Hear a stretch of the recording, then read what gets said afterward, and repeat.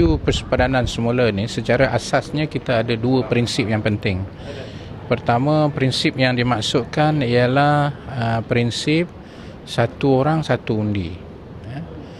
Bermakna setiap orang itu diwakili dalam dia punya undian yang dia buat itu. Yang kedua ialah prinsip keberkesanan.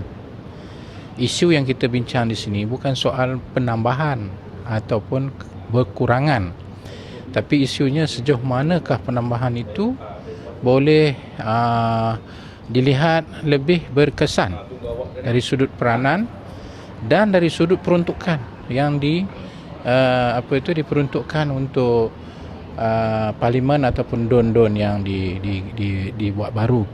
So itu isu dia yang perlu diadres oleh SPR. Satu lagi, SPR juga mempunyai prinsip-prinsip tertentu ketika dia menambah ataupun mengurangkan sesuatu don itu, kawasan undi itu. Yang paling kita tidak mahu berlaku ialah melihat sejauh mana tambah kerusi itu tidak dibuat atas prinsip-prinsip itu, tapi dibuat, ini yang salah ni, dibuat atas prinsip untuk mengekalkan kuasa. Dan itu dianggap sebagai satu pencerobohan kepada prinsip-prinsip yang persepadanan yang betul. Dan kita dengar di Sarawak contohnya, dikatakan ada penambahan yang Ketua Menteri secara mungkin dia tidak sedar mengatakan akan jadi kejutan kepada pembangkang. Apa maksud dia? Adakah dia cipta itu kerana nak mengalahkan atau mengurangkan pengaruh pembangkang? Ini yang silap perkiraan dari segi prinsip persepadanan itu mesti mengambil kira geografi, mesti mengambil kira kepadatan penduduk. Dan dalam hal ini, kalau kita tengok di Kelantan, di Terengganu, selama berapa lama tidak ada penambahan. Sedangkan dari sudut kepadatan sudah layak untuk dia mendapat penambahan. Tapi oleh kerana di sana lebih dilihat perkiraan politik, bukan perkiraan prinsip persepadanan, itu yang jadi masalah.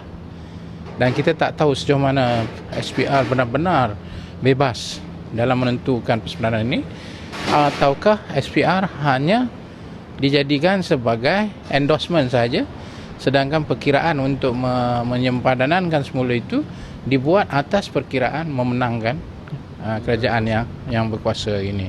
Malah saya dipahamkan mungkin SPR privatize kan orang tertentu untuk membuat persepadanan itu.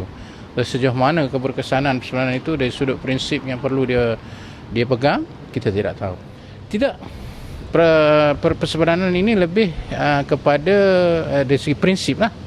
Dari segi prinsip dia melihat kepada kepadatan penduduk kerana terlalu besar, terlalu banyak, terlalu ramai. Maka apabila dia terlalu ramai, dia perlu disepadankan, sama ada dia buat dua parlimen ataupun begitulah keadaan dia. Itu satu konsep. Yang kedua ialah mungkin juga dari sudut kita kata keluasan. Ada yang terlalu luas.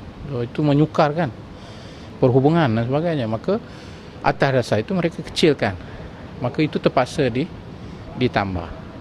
Contoh saya bagi dulu parlimen Krian, dia dikenali sebagai Krian Laut.